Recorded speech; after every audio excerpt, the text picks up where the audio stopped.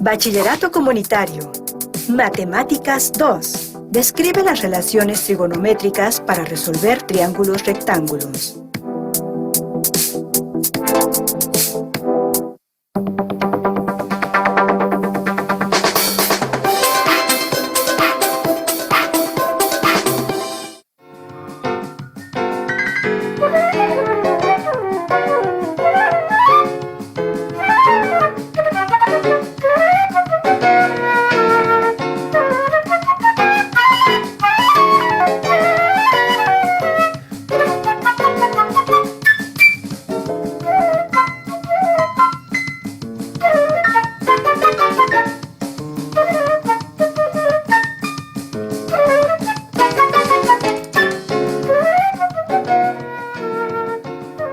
Matemáticas 2, bloque 6. Hoy veremos, describe las relaciones trigonométricas para resolver triángulos rectángulos.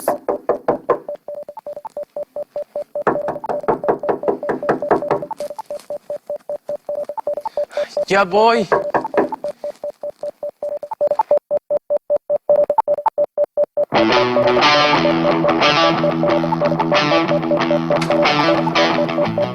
Jovencita, usted está vestida...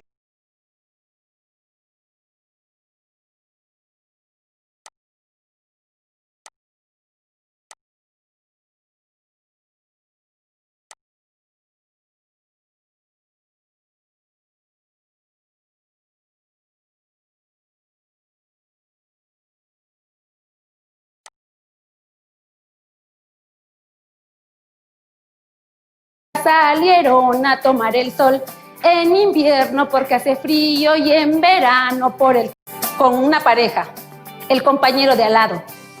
Aquí nos podemos tomar de las manos y en la primera frase de movimiento lo podemos realizar hacia el lado derecho, hacia el lado izquierdo, hacia adelante y hacia atrás. Cuando la frase dice: el lagarto y la lagartija salieron a tomar el verano porque hace frío y en invierno por el calor. De la misma manera, hacia adelante y hacia atrás. O girando en el lugar, hacia tu lado derecho y hacia el lado izquierdo. Gracias, maestro. Gracias, maestra. Espero que esta actividad sea útil para ti. Hasta pronto.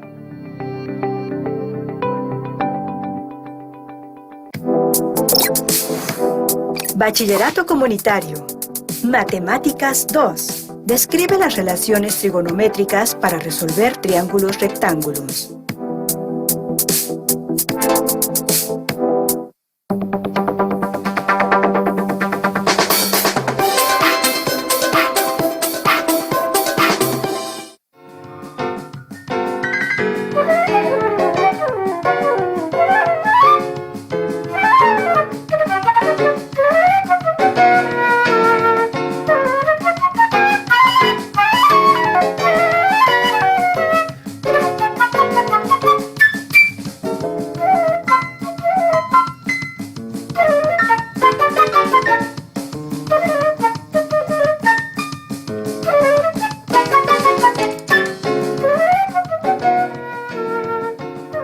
Matemáticas 2, bloque 6. Hoy veremos, describe las relaciones trigonométricas para resolver triángulos rectángulos.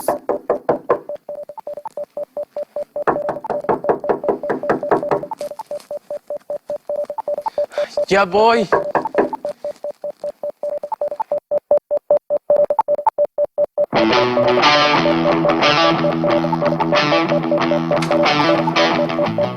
Jovencita, usted está vestida de manera muy singular para ser las 5 de la tarde. Pase, por favor. Vamos a comenzar la clase. Jovencita, la tarde de hoy usted no porta cuaderno ni lápiz. ¿En dónde es que piensa tomar nota de la clase? Hoy no vine a tomar clase. Vengo a decirte que voy a dejar la escuela. ¿De qué me está hablando? Me voy a salir de la escuela. Sí, Sara, ya escuché a la niña. Yo no soy una niña. Ah, sí, claro. Porque ya va usted a dejar la escuela. ¿O será que la escuela la dejará usted? Yo la dejo. ¿Para qué sirve la escuela si lo que quiero es cantar? ¿Y se puede saber en qué momento la escuela no es compatible con el canto? Mi mamá, que dice que no puedo cantar hasta que pase matemáticas. Pero eso ya lo sabíamos. Por eso estamos estudiando. Sí, pero ahora se le ha metido a la cabeza que no puedo ir a cantar hasta que termine la escuela. Ah, que tu mamá. Bueno, Sofía, vamos a hacer algo. Yo hablo con tu mamá con la condición de que no dejes de ir a la escuela. Y mucho menos dejes de venir conmigo. No sabes lo regañona que es, ¿eh? Lo sé, es mi hermana. Pero yo soy el más grande y los mayores siempre tienen la razón. No siempre, doctor Filos. Nadie tiene la razón excepto las matemáticas. Bueno, doctor Filos, hay cosas que las matemáticas no pueden calcular. Déjala dudar, Sara. Así cuando por fin esté convencida, será completamente de corazón. Bueno, ya empieza la clase. Antes, jovencita, tome usted un trago de agua y tranquilícese.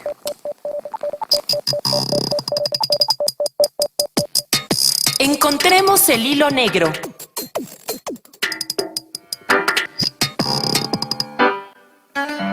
Hola, matematicadores. Estaba platicando con Tales de Mileto. Me contaba cómo calculó la altura de la pirámide de Keops, que está en Egipto, sin medirla.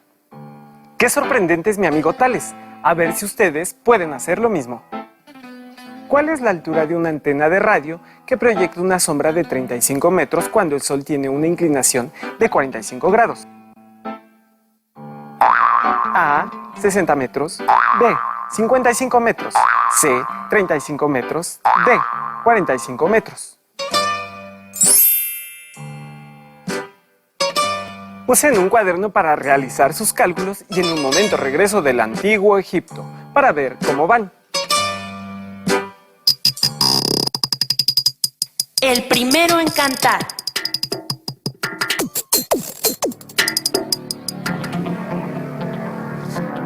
En una ocasión, el filósofo y matemático Gottfried Leibniz dijo: La música es el placer que experimenta la mente humana al contar sin darse cuenta que está contando. Él cantó primero. A ver, Sofía, ¿podrías cantarnos algo? Te guardo un pavo, te traigo otro, te saco un pollo, desplumo otro. Y si tú quieres, traigo a la banda pa' que te toque un cha-cha-cha.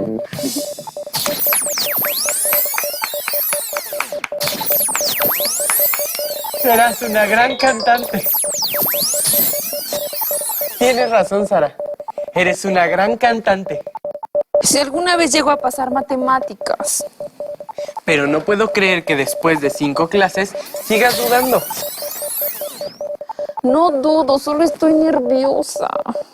Sofía, deja de estar nerviosa. Escucha, el estudio de la estructura comienza con los números. Con los números se inicia también el estudio del espacio que nos lleva a la geometría y consecuentemente a la trigonometría. ¿Qué es la trigonometría? La palabra se deriva del griego trigono, que significa triángulo, y sumada a metrón, que significa medida, es trigonometría. ¿A qué crees que se refiere, querida? No lo sé. A la medición de triángulos. Nada mal, Sofía, nada mal. Trigonometría es la rama de las matemáticas que estudia las relaciones entre los ángulos y los lados de los triángulos. Entonces sí, tenías razón. La trigonometría mide los triángulos y para eso usa el concepto de circunferencia. ¿La circunferencia? Sí, jovencita. Las razones trigonométricas se definen comúnmente como el cociente entre dos lados de un triángulo rectángulo asociado a sus ángulos. ¿Qué? Sí, jovencita. Las funciones trigonométricas son funciones cuyos valores son extensiones del concepto de razón trigonométrica en un triángulo rectángulo trazado en una circunferencia. Creo que voy comprendiendo. Espera, y cada vez irás comprendiendo más y más y más. Cocinando números. Hola, bienvenidos a su gustada sección Cocinando Números. En esta ocasión les tenemos 2 platillos fuertes, una pizza con ángulos a la medida de sus radianes y grados y unas pastas de trigonometría para chuparse los dedos. Presten mucha atención, pues estas recetas les serán de mucha utilidad para entender las relaciones trigonométricas. Vayamos con nuestros primeros platillos. Para que ustedes conozcan un radian y su relación con el grado, necesitaremos una pasta redonda de pizza y nuestro juego de geometría. Verán qué sencillo es. Como ya saben, un ángulo es la abertura entre dos semirrectas que se unen formando un vértice. ¿Lo ven?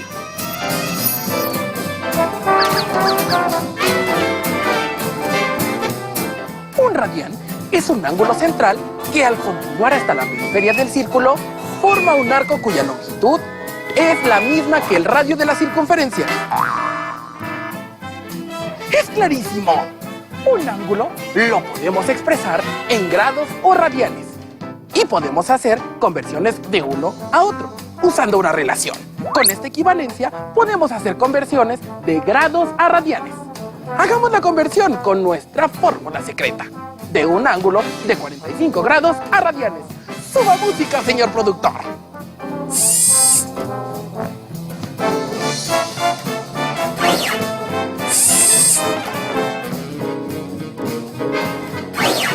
¡Helo aquí! 45 grados es igual a .7854 radianes. Apliquen esta fórmula secreta en casa con varios ángulos.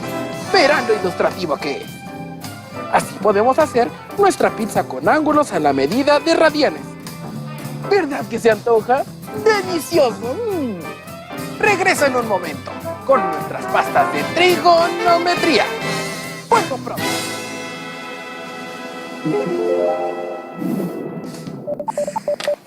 Pequeña, ¿qué es lo que miras con tanta insistencia? Es que no entiendo la trigonometría. Preferiría ya estar en mi clase de canto. Tranquila, Sara. La niña es todavía muy joven para entender que el tiempo no se controla ni para atrás ni para adelante. Yo sé que el tiempo no se controla. Entonces, ¿por qué miras con tanta insistencia las horas pasar? ¿Prefieres eso a ver lo que está aquí enfrente de ti? No, lo que pasa es que no entiendo. Y cuando no puedo entender me desespero. Sofía, detente. Haz un esfuerzo. Observa lo que hay a tu alrededor. Observa. ¿Se fijó? ¿Qué? Tic-tac, tic-tac, tic-tac. No sé qué es lo que me quieres enseñar. Nada, Sofía. Yo no pretendo enseñarte nada. Como el sabio Sócrates dijo, yo solo sé que no sé nada. ¿Y entonces?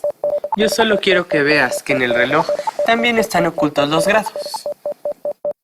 Doctor Filos, los segundos son los grados. ¡Bravo! Cocinando números.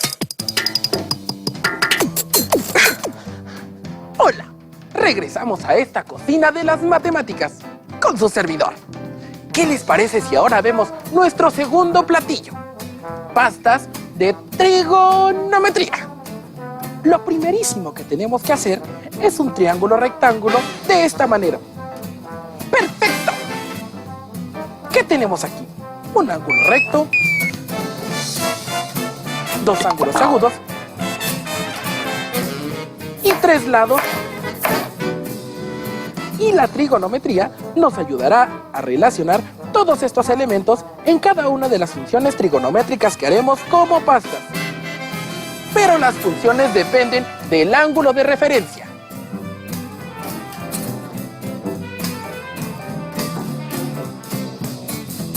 Así tenemos pasta al seno, donde relacionamos el cateto opuesto con la hipotenusa.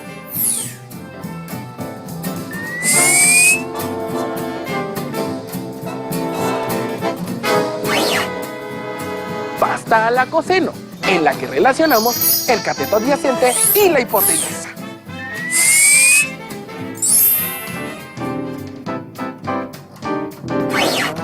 Y pasta a la tangente, si relacionamos cateto opuesto y cateto adyacente.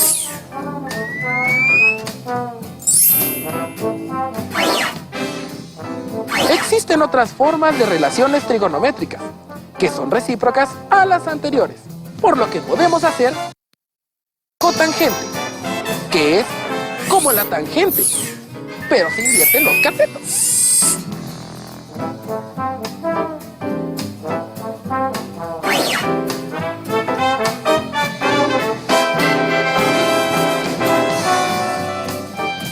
A la secante, cuando relacionamos la hipotenusa y cateto adyacente.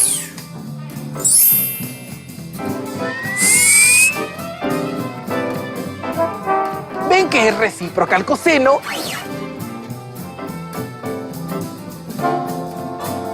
Y por último, la pasta a la cosecante, que como pueden ver, relaciona la hipotenusa con el cateto opuesto.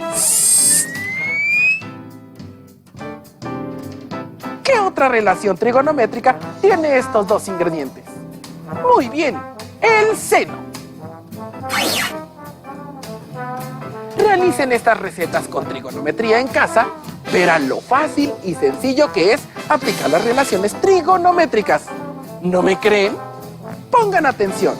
Si queremos conocer cuánto mide el cateto opuesto de este triángulo y sabemos que el ángulo es de 45 grados y el cateto adyacente de 10 centímetros, entonces aplicamos la relación de la tangente del ángulo de la siguiente manera.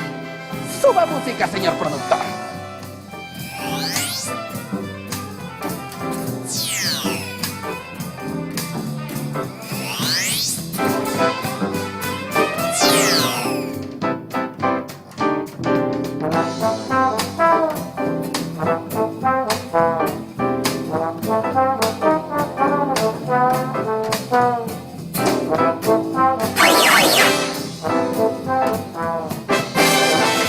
Vean la siguiente tabla, donde vienen los valores de seno, coseno y tangente para ángulos de 30, 45 y 60 grados.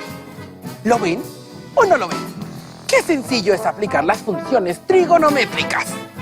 Bueno, amigas y amigos, de esta cocina matemática, ahora les toca a ustedes preparar estos platillos. Por mi parte, ha sido todo. ¡Hasta la vista!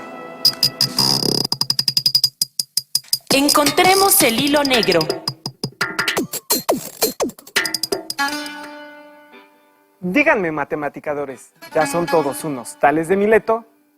¿Cuál es la altura de una antena de radio que proyecta una sombra de 35 metros cuando el Sol tiene una inclinación de 45 grados? A, 60 metros. B, 55 metros.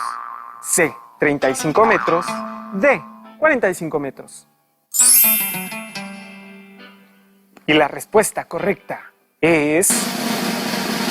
Tranquilos, les voy a dar una oportunidad más. Vuelvo en un momento. Las razones trigonométricas tienen numerosas aplicaciones, como en la astronomía, al usar las técnicas de triangulación que sirven para medir distancias entre las estrellas, o en la ingeniería astronáutica, por ejemplo, en el Candarm-2, brazo robótico gigantesco de la Estación Espacial Internacional, que requiere de un uso repetido de las funciones trigonométricas para controlar los ángulos de sus articulaciones. Para conocer más, preguntemos a los expertos. ¿Podría explicarnos cómo mide las distancias entre las estrellas usando razones trigonométricas? Es un fenómeno que consiste en el desplazamiento aparente de una estrella cercana sobre el fondo de otras estrellas más lejanas a medida que la Tierra se mueve a lo largo de su órbita alrededor del Sol. Este fenómeno ha sido aprovechado como el primer y más simple método para la medida de las distancias estelares. Hay un modo muy sencillo de comprender prácticamente qué es el paralaje. Basta con tener el dedo índice de la mano recto delante de los ojos y cerrar alternativamente una vez el ojo derecho y otra el izquierdo. Se tendrá entonces la absoluta sensación de que nuestro dedo se desplaza con respecto a los objetos que están en el fondo. Un fenómeno idéntico se produce cuando medimos la posición de una estrella cercana en dos momentos del año, a 6 meses de distancia el uno del otro, es decir, cuando la Tierra se encuentra en los dos extremos opuestos de su órbita. Conocida la línea de base, el diámetro de la órbita terrestre y el ángulo determinado por el desplazamiento aparente. Es fácil conocer la distancia del objeto observado aplicando una fórmula elemental de trigonometría. El método de medida de las distancias astronómicas por medio del paralaje es aplicable solamente a estrellas relativamente próximas, hasta algunos centenares de años luz. Para estrellas más lejanas, los ángulos de paralaje se van haciendo cada vez más pequeños e imperceptibles. Para objetos muy lejanos, los astrónomos abandonan por lo tanto el método del paralaje y recurren al de las cefeidas, o del desplazamiento hacia el rojo. Una de las primeras aplicaciones del método del paralaje fue efectuada por Tycho de Brahe, quien descubrió en el lejano 1578 que los cometas no son fenómenos atmosféricos como entonces pensaba la mayoría de los astrónomos, sino objetos celestes lejanos a la Tierra. ¿Podría mencionarnos en qué otros cálculos utiliza estas relaciones trigonométricas? Estas medidas trigonométricas se pueden aplicar desde la construcción, pasando por la navegación y también conociendo las distancias que existen entre las estrellas. La trigonometría es una rama de las matemáticas que estudia las relaciones entre los lados y los ángulos.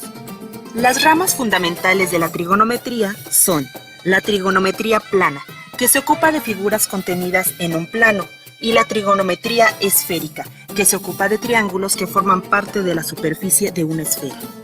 Las primeras aplicaciones de la trigonometría se hicieron en los campos de la navegación y la astronomía, en las que se busca determinar una distancia inaccesible como la distancia entre la Tierra y la Luna.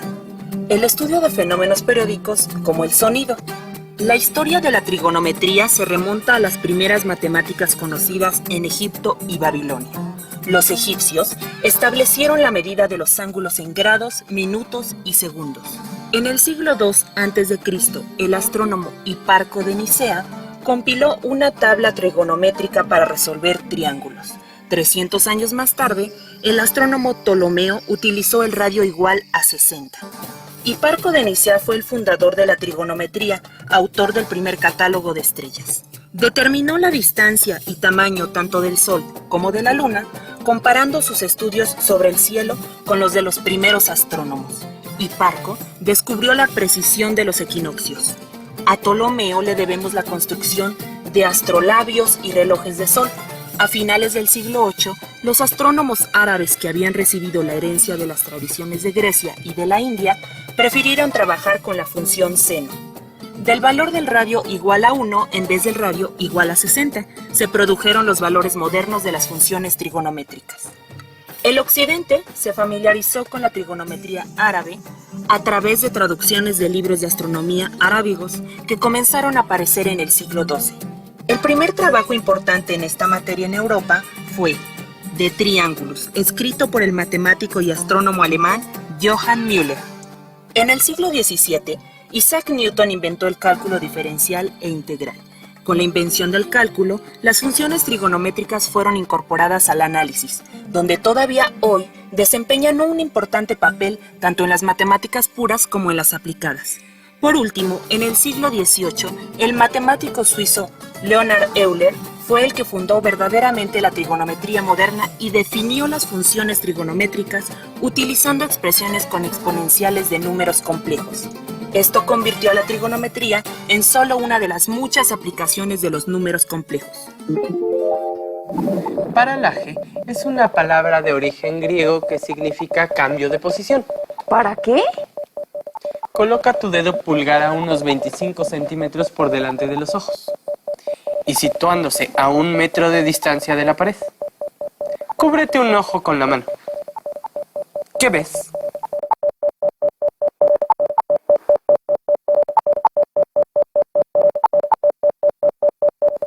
Se ve como si el dedo cambiara de lugar. El paralaje es el responsable del movimiento aparente del dedo pulgar respecto de la pared.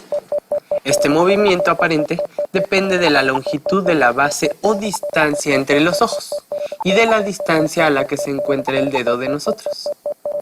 Cuanto más alejado esté el objeto que miramos, mayor será la longitud de la base que habrá que tomar para que el ángulo del paralaje se aprecie. El paralaje es el método más antiguo que se aplicó para calcular la distancia a las estrellas. El método consiste en trazar sendas visuales, Una, por ejemplo, en enero y la otra 6 meses más tarde, en julio. O sea que la trigonometría sirve para calcular la distancia de las estrellas. Querida, la trigonometría sirve para calcular todas las distancias posibles. Sí, Sara. También las imposibles. Ah, ya veo. Filos, creo que acabo de entender por qué no voy a dejar jamás de estudiar. ¿Por qué? Porque solo sé que no sé nada. Encontremos el hilo negro.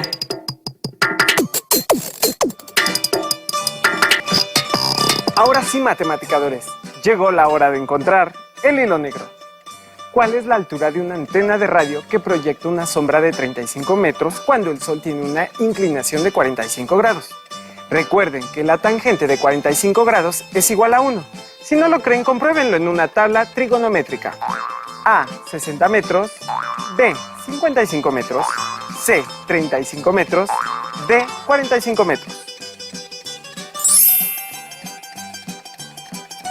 Y la respuesta correcta es C, 35 metros. Quienes supieron la respuesta, felicidades. Quienes no, más conocimientos en trigonometría para que en la próxima me ayuden a encontrar el hilo negro.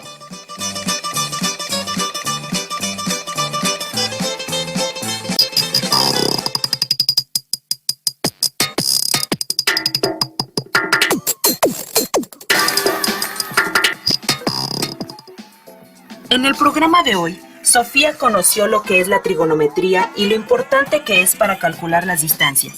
Aún más el día de hoy, Sofía entendió por qué nunca se deja de estudiar. El sistema autosuficiente de respuesta algorítmica está por cerrarse. Sesión concluida.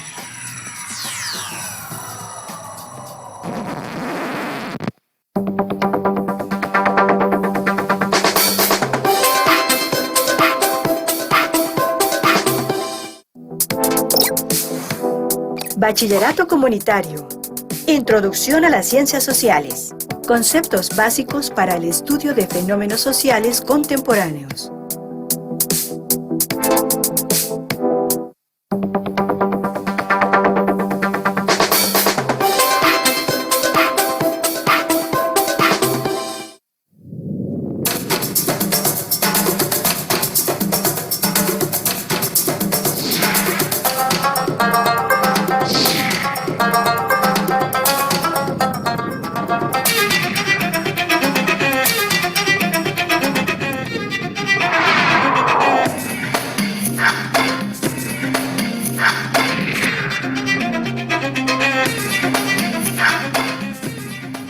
Los conceptos básicos para el estudio de fenómenos sociales contemporáneos.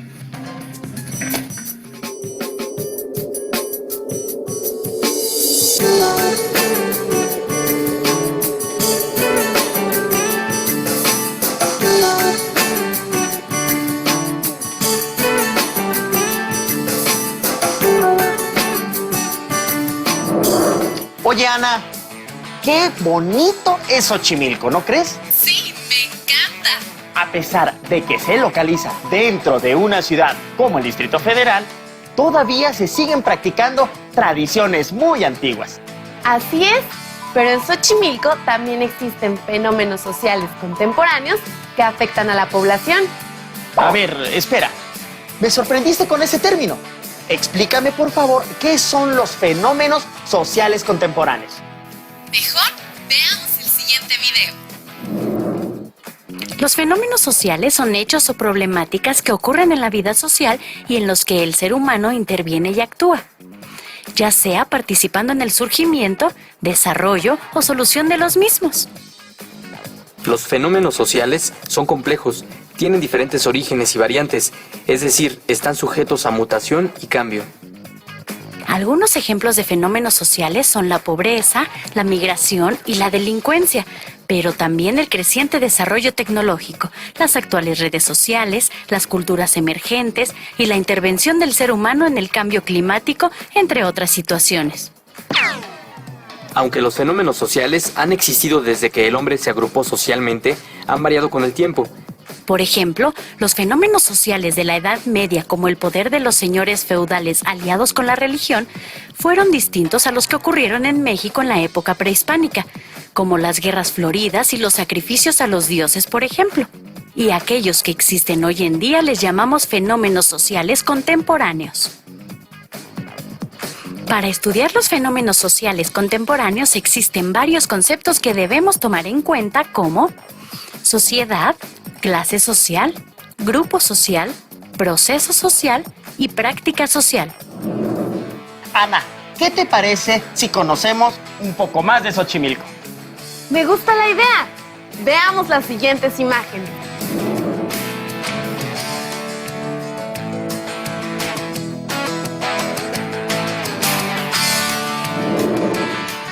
Y bien, ¿qué fenómenos sociales contemporáneos encontraste en Xochimilco? Hay pobreza, trabajo infantil y comercio ambulante. ¿Y tú qué observas? Contaminación en el agua de los canales. Y en algunos lugares hay una gran cantidad de basura que pone en riesgo la salud de la sociedad. ¿Qué es la sociedad? Durante siglos, los filósofos y los estudiosos de las ciencias sociales han intentado definir con acierto el concepto sociedad, conforme a sus ideologías. Lo anterior ha generado que se escriban distintas definiciones con énfasis en elementos diferentes. Por ejemplo, el filósofo alemán Karl Marx dividió a la sociedad en dos grandes grupos: los propietarios de los medios de producción, es decir, empresarios, industriales y comerciantes, y aquellos que poseen el trabajo, como son los obreros y otros integrantes de la población que trabajan para subsistir. En tanto, el filósofo y sociólogo alemán Max Weber considera que la sociedad está formada por varias capas de la población, cuya acción social está inspirada en la unión de intereses comunes, y así existen diferentes y numerosas definiciones. Ante este panorama, algunos especialistas se han dedicado a la tarea de establecer una definición válida que integre todos los elementos que constituyen a la sociedad, tarea que no ha resultado fácil. Sin embargo, una de las más aceptadas es la siguiente: sociedad es la totalidad de individuos que guardan relaciones los unos con los otros, compartiendo diversos rasgos culturales que los unen como grupo y que además tienen metas y perspectivas comunes.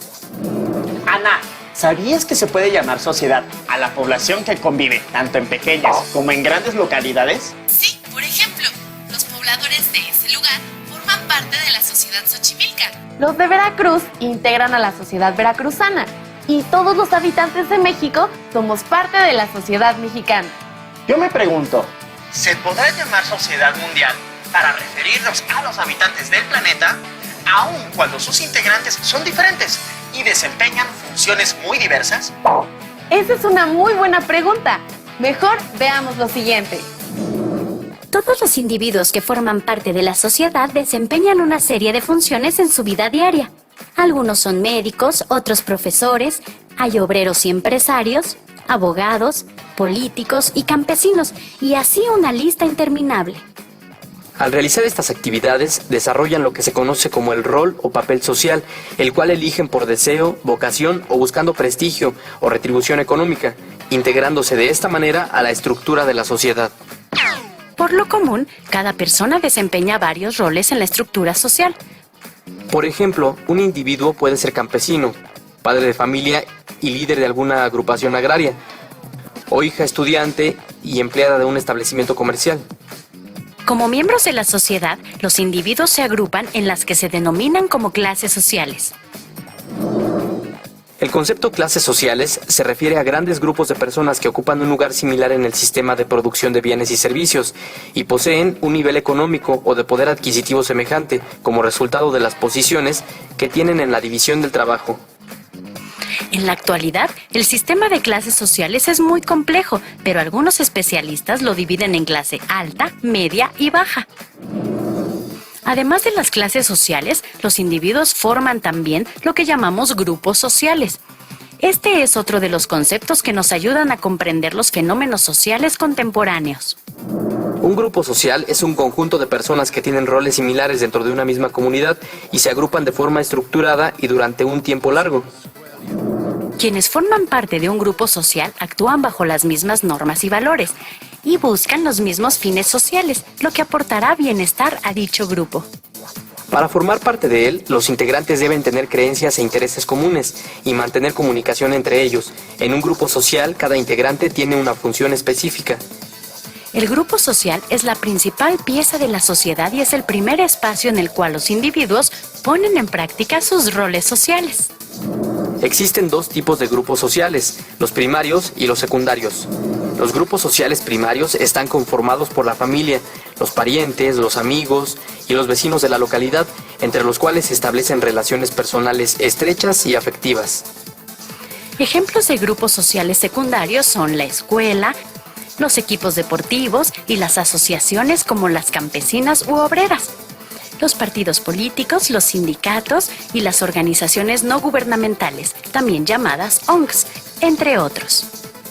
Grupos sociales secundarios más amplios y numerosos los constituyen los grupos étnicos y las clases sociales. Felipe, aquí tengo una foto de Xochimilco. ¿Puedes identificar en esta foto algunos de los grupos sociales que existen en Xochimilco? A ver... Pues aquí está la iglesia. Los feligreses y las autoridades eclesiásticas conforman un grupo social. También hay un gran número de comercios. Los comerciantes forman otro grupo social. Aquí están las oficinas de la delegación, donde trabaja el grupo social que conforman las autoridades de Xochimilco. Mira, esos estudiantes que están ahí forman parte del grupo social escolar, igual que sus docentes y los directivos de la escuela. ¿Sabes algo, Ana? Estaba pensando en la antigua sociedad xochimilca. Seguramente quienes habitaron ahí hace miles de años nunca se imaginaron todos los cambios que ocurrirían en ese lugar con el paso de los siglos, ni cómo se transformaría su sociedad.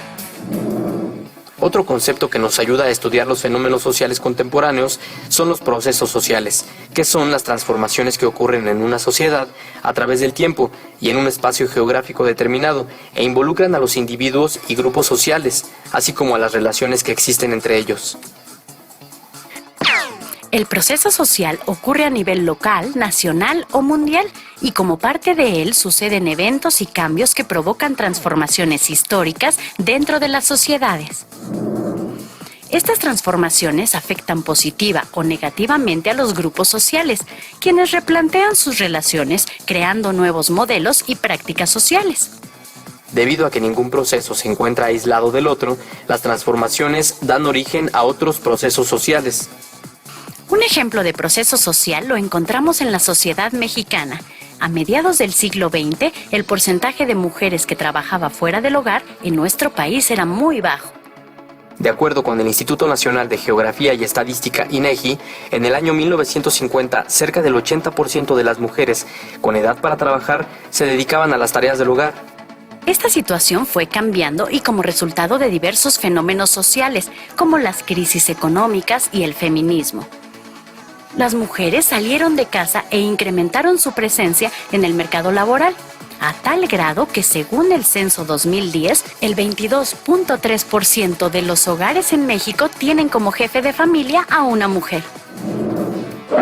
Hace más de 1000 años que los primeros xochimilcas se establecieron en este lugar y muchos cambios han ocurrido hasta ahora. ¿Por qué no pedimos la opinión de un especialista para que nos hable de los procesos sociales más importantes que han tenido lugar en Xochimilco?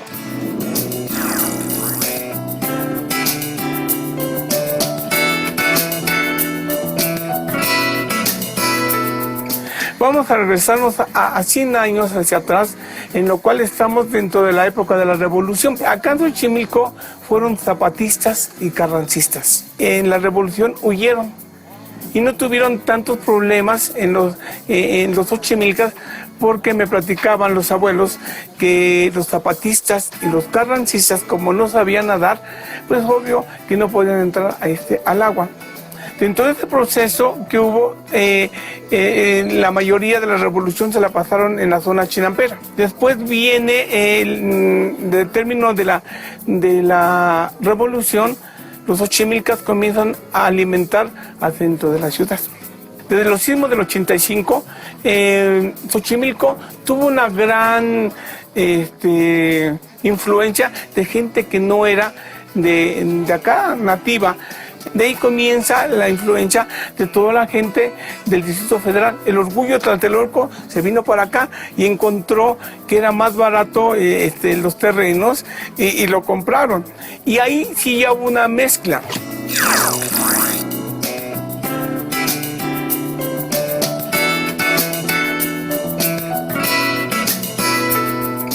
Siempre ha existido la tradición, los clanes y el matriarcado. La gente nativa se rige por el matriarcado. Para que tú puedas entrar a uno de esos clanes, necesita dar visto bueno la persona, la mamá, la abuelita o la tía. La gente vivía de la zona chinampera. Una chinampa está preparada para dar de 4 o 5 cosechas grandes al año, por la forma de cultivar y porque entre más hijos que tuvieran era mejor porque iban a cultivar más. Eso hizo de que pues creciera en demasía el pueblo.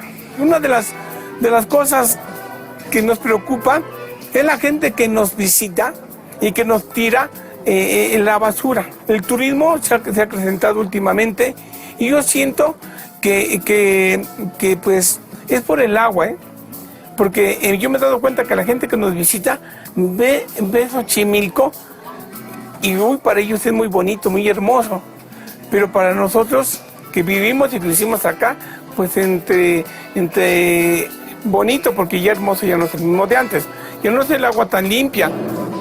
El proceso social va de la mano del concepto cambio. Exacto, las sociedades son dinámicas y cambiantes, y el proceso social no existiría sin las transformaciones que provocan el cambio social. Se define como cambio social a las transformaciones que ocurren dentro de la sociedad y que tienen impacto en las condiciones de vida de los individuos y en la estructura y el sistema de valores de los grupos sociales. Los cambios sociales pueden ser generados por causas internas o factores externos y de acuerdo con la velocidad con que se lleven a cabo, pueden ser. Derivada es el tipo de cambio social lento que implica cambios minúsculos, pero innovadores.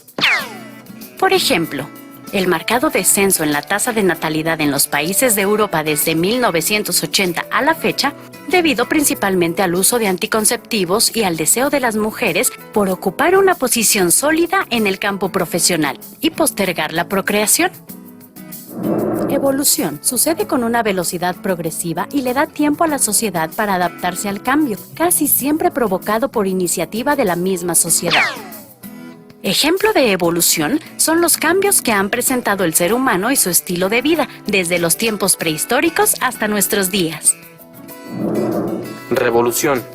Ocurre cuando algunas instituciones sociales son sustituidas bruscamente por otras, generando grandes cambios dentro de la sociedad, como por ejemplo los originados por la Revolución Francesa. Los cambios sociales pueden provocar inestabilidad en el sistema económico y político de una nación, o la caída de un gobierno, o crisis económicas que resultan en la devaluación de una moneda, el desplome de la venta de mercancías y el aumento del desempleo. Pero los cambios sociales también pueden dar lugar a procesos de democratización en un país, o mayor justicia social, o desarrollo cultural y tecnológico. Ahora entiendo, las revoluciones, como la francesa o la rusa, implicaron cambios drásticos que se presentaron de golpe. Y hay otros cambios que evolucionan lentamente, pero son igual de importantes. Como el que vamos a ver en el siguiente video. Un ejemplo de cambio social que se ha presentado en México ha sido provocado por la migración. Millones de personas abandonan el territorio nacional cada año en busca de mejores oportunidades fuera del país. Principalmente un empleo, cuyo salario les garantice satisfacer sus necesidades de alimentación, salud, educación, vivienda y acceso a los servicios públicos de ellos y sus familias. De acuerdo con el Banco Mundial, México es uno de los países con mayor número de migrantes, junto con India y China. En el año 2010, cerca de 11.860.000 mexicanos migraron, teniendo como destino principal los Estados Unidos de América. Este fenómeno ha provocado diversos problemas como la pérdida de recursos humanos y de mano de obra en los estados del país que son expulsores de migrantes, la desintegración familiar, que puede derivar en situaciones como de deserción escolar, la drogadicción, el alcoholismo y el vandalismo, y por supuesto la inseguridad pública. Como hemos visto, los seres humanos desempeñamos roles y formamos parte de grupos sociales, gracias a los cuales nos insertamos dentro de lo que llamamos sociedad. Y como parte de la sociedad, realizamos un gran número de actividades denominadas prácticas sociales. El último de los conceptos que debemos tener en cuenta para comprender los fenómenos sociales contemporáneos. Las prácticas sociales son una serie de actividades que los seres humanos realizamos en nuestra vida diaria y mediante las cuales expresamos nuestras creencias, costumbres, habilidades y técnicas para desarrollar algún tipo de trabajo. Son prácticas que aprendemos desde la infancia y que surgen, cambian y terminan en el marco de la vida social de nuestra comunidad. La lengua, la religión, la historia regional, la cultura, la identidad, las costumbres y las tradiciones son prácticas sociales del ser humano. En una sociedad, las prácticas están determinadas por las clases y los grupos sociales. Por ejemplo, todos los individuos hacemos uso de la lengua, pero la manera en que desarrollamos y usamos el lenguaje depende del esquema cultural del grupo social al que pertenecemos.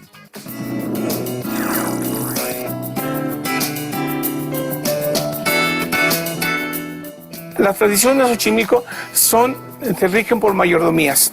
Xochimilco tiene más de 424 festividades al año, todos con mayordomías. Y esos mayordomos son de los clanes.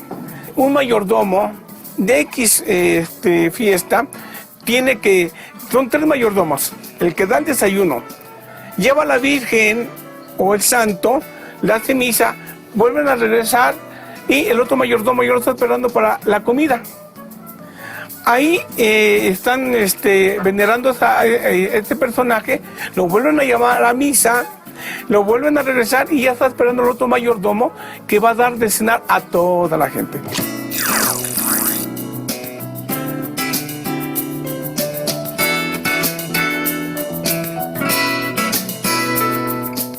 Otra de las festividades que es del pueblo, es muy grande, es los del Niñopa. Los del Niñopa es una imagen muy querida que data del siglo XVI. Esta imagen fue hecha por hermanos xochimilcas y dirigida por los franciscanos en la iglesia de San Bernardino de Siena.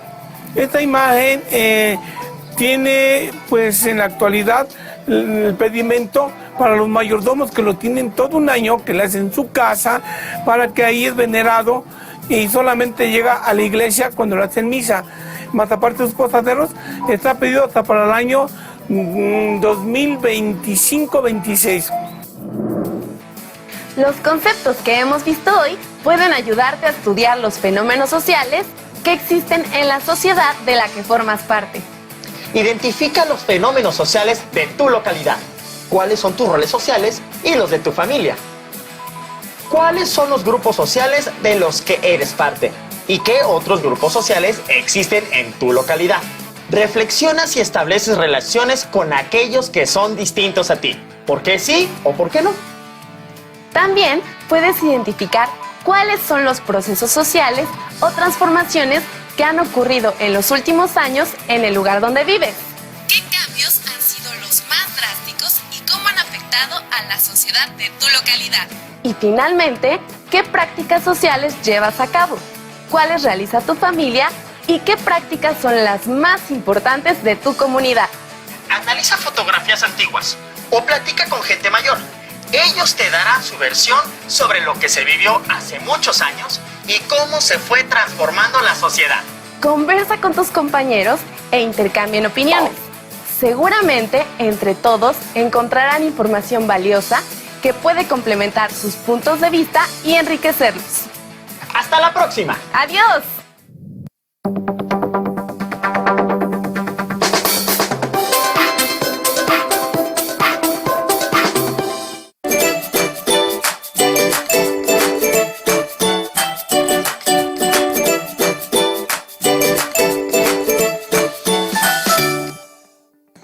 Hola, ¿qué tal?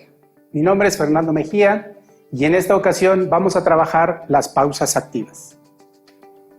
En este tema vamos a utilizar lo que son moviendo los segmentos corporales.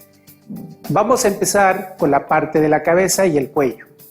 Es muy importante que entendamos que estos movimientos los vamos a hacer sentados. Principalmente nos va a servir para que el alumno, cuando esté trabajando una actividad dinámica en el salón, regresemos un poquito a la calma. Vamos a empezar con la explicación. En posición de sentado, con la espalda completamente erguida, vamos a mover la cabeza en rotación primero a la derecha, un tiempo, regresa al centro, izquierda 3 y regresa al centro 4. Vamos a hacerlo en 8 tiempos. 1, 2, 3, 4, 5, 6, 7 y 8. Segundo movimiento. Vamos a hacer la flexión del cuello hacia el frente, tiempo 1, tiempo 2, regresa al centro, tiempo 3 hacia atrás y terminamos tiempo 4 a la posición inicial. Vamos a hacerlo en 8 tiempos. 1, 2, 3, 4, 5, 6, 7, 8. Llevamos 2 movimientos. Ahora vamos a hacer movimiento de cuello lateral, primero a la derecha, tratando de que la oreja toque el hombro. Número 2, regresa a posición inicial. Número 3, lado izquierdo. Y número 4, posición inicial. Vamos a hacerlo en 8 tiempos. 1, 2, 3, 4, 5, 6, 7 y 8. Muy bien, ya tenemos 3 movimientos. Ya que lo hicimos suavemente, podemos aumentar a 16 tiempos y podemos ir marcando el ritmo con el pie derecho tocando el piso, al ritmo que nos marque el sonido con el pie. ¿Listos? Empezamos ya.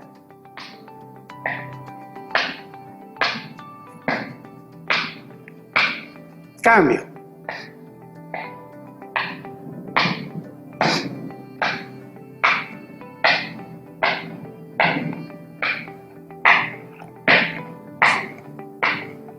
Muy bien, ya que tenemos este movimiento, por último, porque es un movimiento un poquito complicado, podemos llegar a lastimar a nuestros alumnos, vamos a hacerlo en forma giratoria. Vamos a hacer un círculo empezando a la derecha, 4 tiempos, 1, 2, 3 y 4.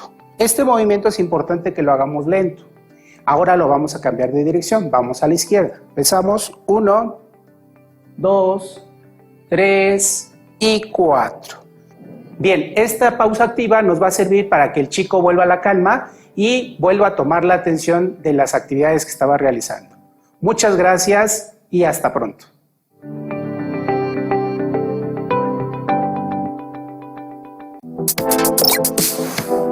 Bachillerato Comunitario. Taller de Lectura y Redacción 2. Clasifica textos funcionales.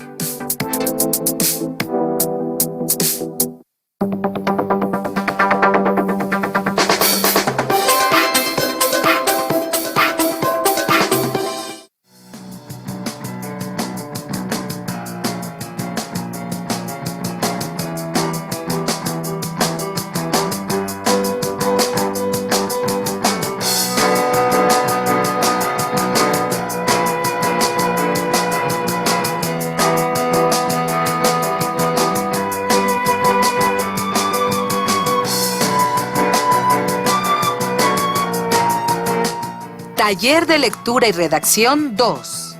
Clasifica los textos funcionales. Yo digo sí, tú dices no. Tú dices alto, yo digo bajo.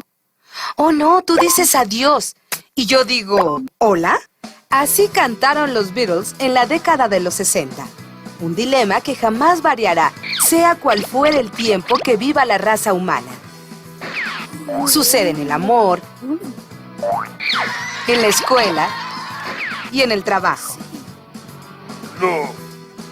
Siempre habrá una opinión distinta de la nuestra, y eso es lo que le da vida a la comunicación.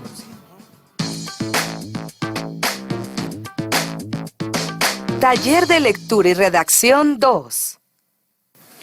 Ok, querido señor director, 1, 2, 3. Somos 9 alumnos. Y de las 3 opciones que tenemos, 3 votamos por la 1, 3 votamos por la opción 2 y 3 por la 3. Esto significa que tenemos un rotundo empate. ¡Ay, no! Por lo tanto, habrá otra ronda de debate y una nueva votación. ¡Ay, no! ¡Ay! Pónganse de acuerdo. Llevan exactamente 25 minutos deliberando cómo empezar una carta que firmará todo el grupo. Tienen en su diagrama de ideas principales 3 opciones. La primera, querido señor director. La segunda, estimado señor director. Y la tercera, señor director. Parece un problema pequeño, pero cuando se trata de trabajar en equipo, esto es un problema fundamental. Yo no sé qué piensen ustedes, pero a mí me encanta la polémica, porque así conocemos mejor a nuestros compañeros. Escuchemos. ¿Sabes? Pienso que es hipócrita decir querido a alguien que ni siquiera estimas y que apenas si conoces. Está bien, pero recuerdas que tenemos un propósito y si para ello requieres decirle querido o estimado a alguien que odias, pues te aguantas. Aún fuera de contexto, ambos tienen razón y son solo 2 de las 9 opiniones involucradas en la redacción de un texto funcional. En esta ocasión se trata de la redacción de una carta petición de un grupo de prepa al director de su escuela. Y aunque no han llegado al meollo del asunto, ya se están presentando dilemas tales como la sinceridad y la oportunidad. Y no es descabellado. Acuérdense que en el capítulo anterior dijimos que la comunicación debe ser adecuada para cada situación específica en la que nos encontramos. Pues a mí me parece ocioso lo que discuten. ¿Ah, sí? Entonces, ¿tú qué propones? Pues a mí me interesa lo que vamos a solicitarle al director. Bueno, no si lo queremos o si lo estimamos. Ay, ya el grano, ¿para qué darle tantas vueltas? Por este conducto queremos solicitarle... bla, bla, bla. Pues eso puede solucionar el dilema. Lo dudo. ¿Estás segura? Amiga. Hola, amiga. Amiga. Creo que ya la perdimos.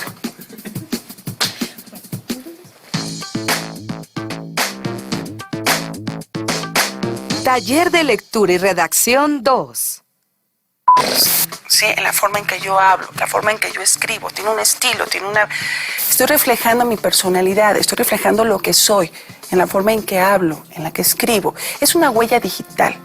La forma en que tú escribes, nadie escribe como tú, nadie habla como tú. Cada ser humano quiere ser él mismo y quiere determinarse y quiere ser diferente a los demás. Una gente que quisiera ser igual a las demás y pasar inadvertida, pues yo hasta ahorita, y mire que ya tengo muchos añitos, no la conozco. Tus modismos, tu congruencia, tu facilidad de palabra, tus palabras mismas, las que escoges, las que eliges, dicen cosas de ti. Obviamente que conforme un mayor conocimiento de la lengua, vas a tener también un mayor conocimiento del mundo. La lengua es lo que te permite conceptualizar el mundo. Si no tuviéramos un idioma, no tendríamos la posibilidad de aprender con H al mundo, ¿no? El universo, lo que nos rodea. No tendríamos la posibilidad de decir lo que pensamos, ni lo que sentimos, ni lo que creemos, ni lo que soñamos. No tendríamos la posibilidad de nombrar los mundos reales o los imaginarios. Mientras más conocimiento tengamos de la lengua, una mayor capacidad vamos a tener de nombrar el mundo y sobre todo vamos a tener una mayor capacidad de vernos a nosotros mismos, de reflexionar sobre nuestro propio acontecer. Tumbaburros.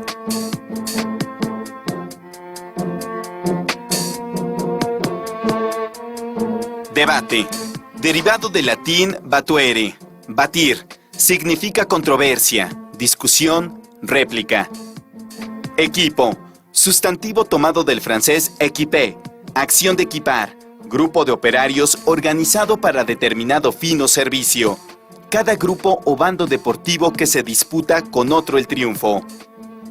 Ocio, proveniente del latín otium, significa que está sin trabajar o sin ocuparse nada.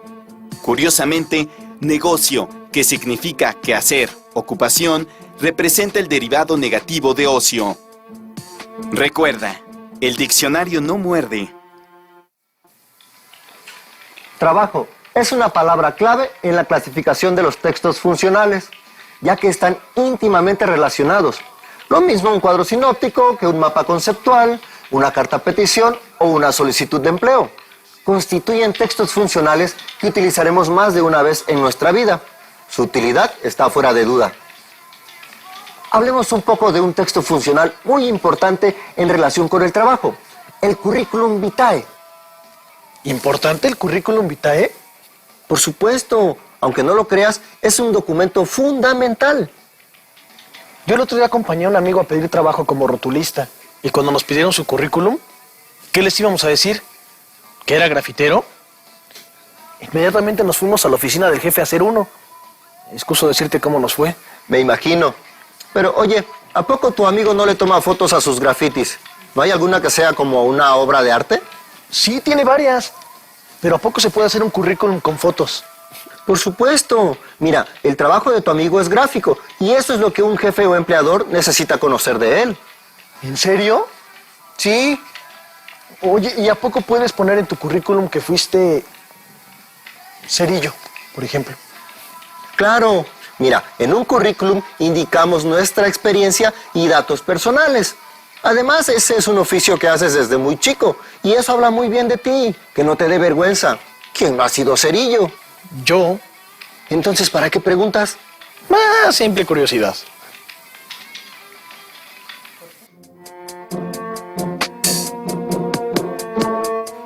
Tumbaburros.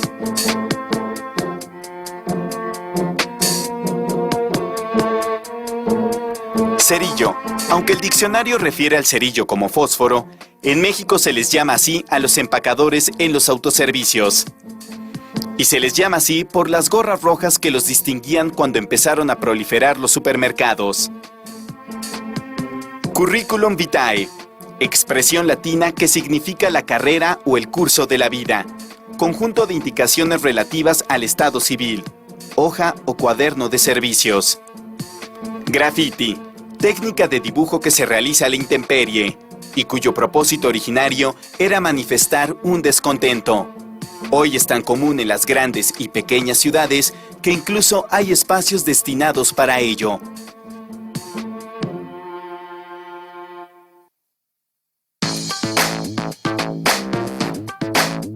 Taller de lectura y redacción 2. Eso es algo como muy importante. Yo de pronto en la agencia tengo oportunidad de tener contacto con mucha gente que está buscando oportunidades. Gente que igualmente quizás viene con una trayectoria muy fuerte trabajando para agencias de publicidad o quizás gente que acaba de salir de la escuela y está buscando un chance para entrar en el medio. Y uno se encuentra con currículums muy aburridos, ¿no? Hay gente que quiere, por ejemplo, la oportunidad de trabajar en un departamento creativo para poder desarrollar lo que son conceptos, escribir publicidad y que el currículum lo escriben de manera muy aburrida. Un currículum de alguien que quiere dedicarse a hacer publicidad, ¿no? A trabajar en un departamento creativo, debe ser creativo, ¿no? Y estaba yo recordando el currículum de una compañera de trabajo que entró ya, si no me equivoco, hace 2 años a la agencia. Y cuando llegó su currículum, la experiencia no era muy vasta, ¿no? Tenía muy poco tiempo de haber salido de la universidad, pero puso algo en su currículum que a mí me llamó mucho la atención y que lo recuerdo mucho y que he llegado yo a platicar con ella con respecto a esto que me llamó la atención de ella. Venía su nombre, venía su edad, y después empieza a describirse ella y dice ojos 2, ¿no? Entre paréntesis cafés, cabello lacio que casi nunca se puede peinar correctamente, ¿no? Y hacia abajo lo que ella escribió salía de manera como muy sincera, muy auténtica. Y cuando yo leí el currículum de ella sobresalía sobre todos los demás, que estaban escritos casi siempre de la misma forma. Entonces, el currículum es tu carta de presentación y debe de tener el currículum pues un toque muy personal, un toque tuyo, que lo haga distinto, ¿no? Si pudiéramos hacer también una comparación, nosotros nos convertimos de alguna manera en un producto, lo voy a poner entre comillas, y ofrecemos nuestros servicios. Entonces tenemos que encantar de la misma forma que lo hace la publicidad. Tenemos que tratar de encantar a quien va a contratar nuestros servicios. Y para lograrlo tiene que ser diferente. Un currículum que luce diferente, que no es aburrido, que es directo, que es sencillo, es un currículum que de alguna manera habremos de recordar, ¿no? Estos currículums en los que llenamos hojas y hojas de información sobre las cosas que hemos hecho, no son demasiado agradables al momento que se tiene que leer, porque recordemos que hoy en día lo que menos sobra es tiempo. Entonces tenemos que ahorrarle tiempo a la persona que está de alguna forma interesada en nosotros para hacer la contratación. Y la forma de ahorrarle tiempo es ser muy específicos, muy directos. Taller de lectura y redacción 2. Se dice que un currículum debe hablar por sí solo. Y en efecto, uno presenta su currículum y el empleador elegirá entre muchos aquellos que abarcan el perfil de empleado que requiere. Ya después, sostendrá entrevistas individualizadas. Cada cultura tiene su propia interpretación del currículum. Para los orientales, por ejemplo, una rotación mínima de empleos es lo más valioso, ya que ponderan mucho la lealtad laboral. En Occidente, en cambio, siempre fue bien recibida la experiencia en distintos ámbitos. Las cosas, sin embargo, empiezan a cambiar.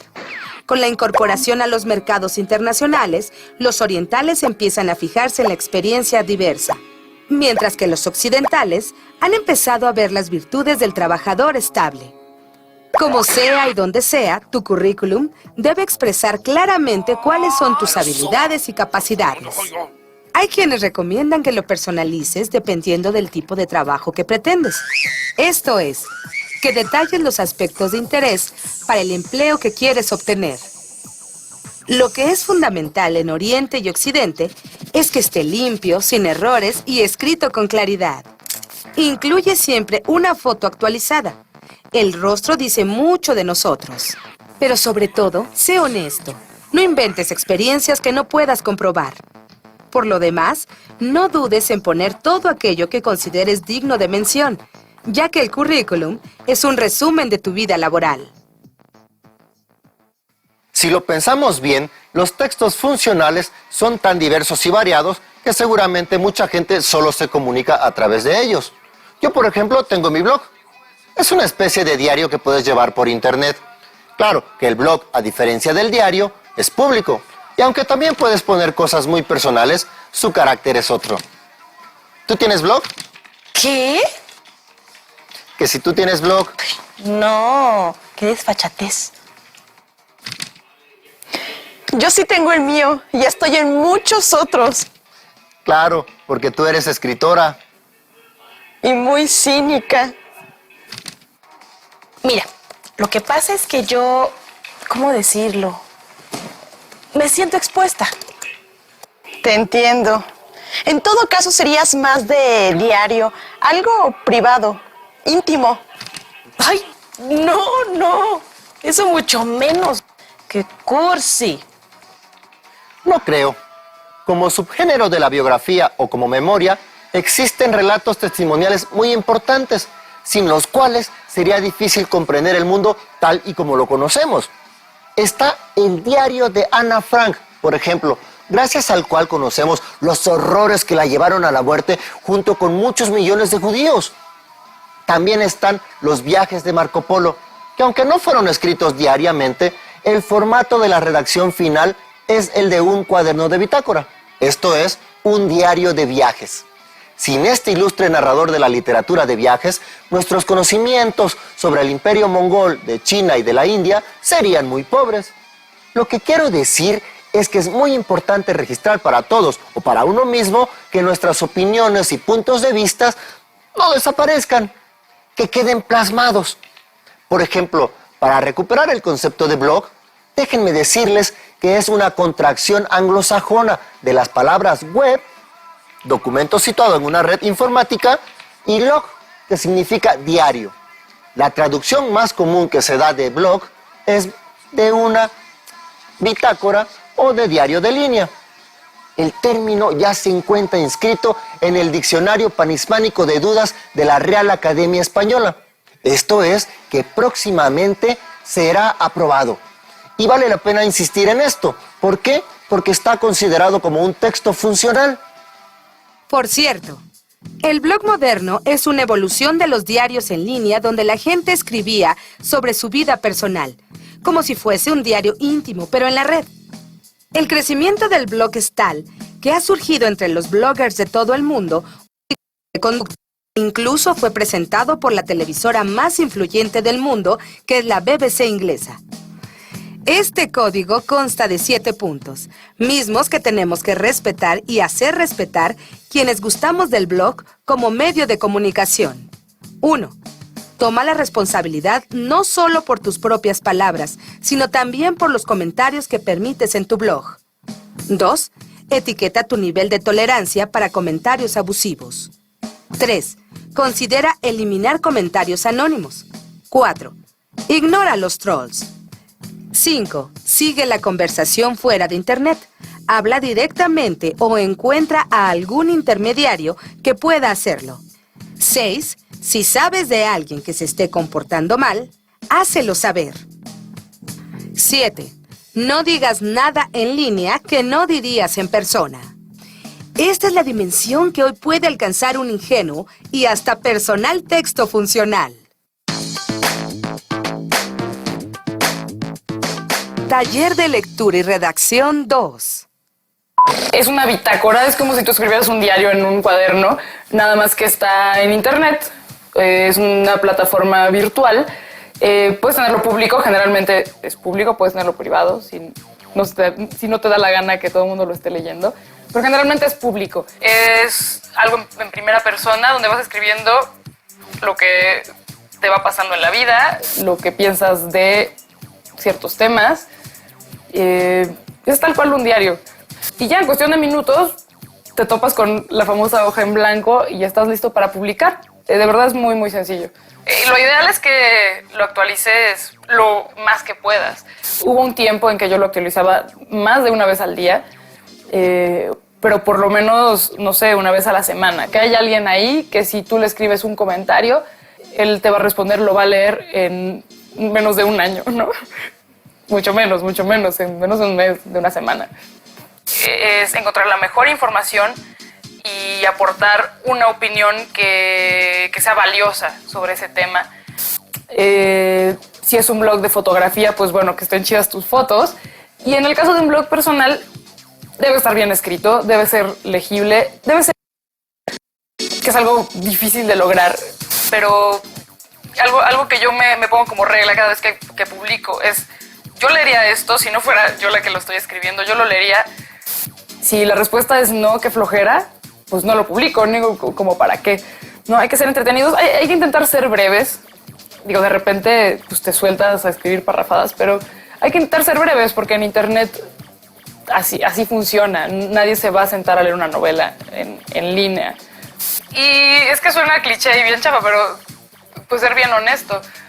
Pues en mi caso ha funcionado porque he sido toda honesta y hablo de mis complejos tal como van, pero todo es con un enfoque humorístico. Tiene mucho sentido el humor, pero creo que eso también es importante. Pero si no tienes esta visión desenfadada de la vida, pues qué flojera, nadie te va a leer. Obviamente si sabes que alguien te va a leer, intenta ser un poco más entretenido y no tan clavado en cosas que ni tú vas a volver a leer, ¿no? Así te lea una sola persona. Y en el momento en que empiezan a llegar más lectores, pues obviamente te cae el 20 de que tienes que cuidar más lo que escribes, que tiene que ser todavía más entretenido, que... O sea, tendrá una cosa de no puedes descuidar a tus lectores porque están ahí y te dicen que les gusta lo que estás haciendo, pues tengo que seguir por esta línea. Taller de lectura y redacción 2. Currículum, blog o mapa conceptual los textos funcionales y su respectiva intención comunicativa son una herramienta realmente importante. No solo te permiten concretar ideas, explorar con el lenguaje o tener comunicaciones exitosas. Esto es, que logren su objetivo. Aquí la verdadera creatividad consiste en reconocer y clasificar los textos funcionales. Los hay personales, escolares, comerciales o laborales. Ya en el siguiente bloque vamos a hablar de léxico y semántica, donde obtendrás herramientas para el uso adecuado del lenguaje, no solo en términos gramaticales, sino también imaginativos. Y yo sé que eso les interesa a muchos de ustedes. Hey, amiga, ¿qué tal terminó su reunión? ¿Eh? Que cómo terminó su reunión, o mejor dicho, cómo empezaron su carta. Ajá, le pusimos distinguido señor director. Oye, esa es una correcta manera de no comprometer tus afectos. Pero ¿de dónde surgió si no era una de las opciones? Yo lo propuse. ¡Wow! ¡Qué buena aportación! ¿Tú crees? Por supuesto, es elegante y sobre todo respetuosa. Muy bien, ¿eh? Aprendes rápido. ¡Ay, gracias!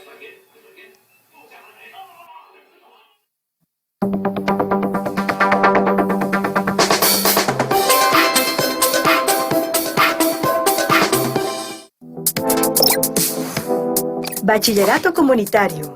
Informática 1. Funciones básicas del sistema operativo.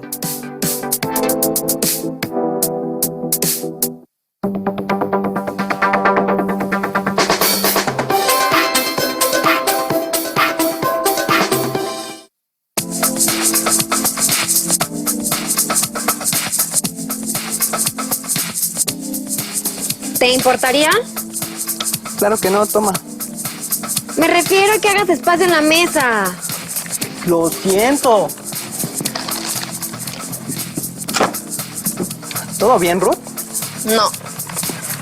Víctor se fue de viaje con su novia y me encargó a su perro. ¿Y? Y devoró la mitad de mis libros. Vengo a dejar acá la otra mitad para salvarlo.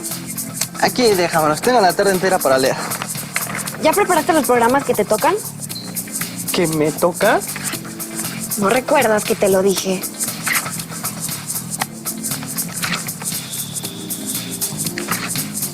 All along was John Uwotutu. But an offside call and it appears to be a right one as well. Andrés, los siguientes programas los dirigirás tú, Andrés, ¿de acuerdo? Sí, sí, espérame.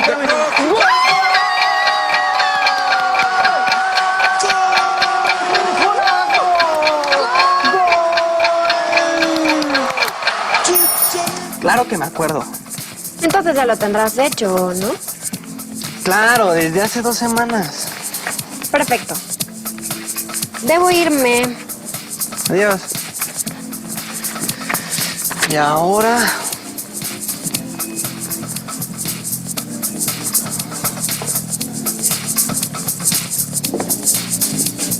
Principios básicos sobre informática. Lo tengo.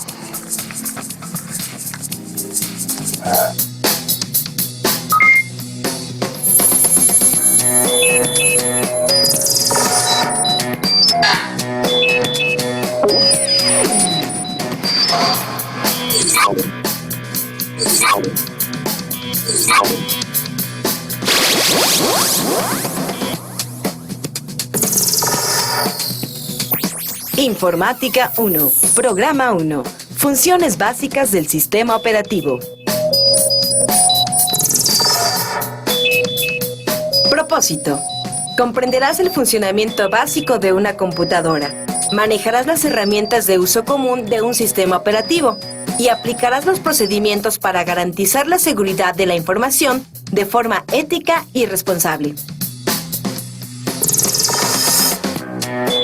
Bienvenidos a este su programa. He preparado durante meses nuestro tema de hoy. La computadora. La computadora convierte esto en esto. No siempre las computadoras lucieron así. Las computadoras han cambiado mucho a lo largo de la historia. El pariente más lejano de la computadora fue un ábaco. hecho por la necesidad de hacer cálculos precisos. Después, este método evolucionó de maneras muy diversas, hasta contar con tarjetas perforadas. Pero en 1943, un hombre llamado Howard Aiken hizo la primera computadora. La llamó Mark I. Medía 1,5 metros de largo, 2,5 metros de alto y 70 centímetros de espesor. Contaba con 750,000 partes y pesaba 5 toneladas. La computación evolucionó tanto a partir de entonces que ya podemos hablar de 5 generaciones.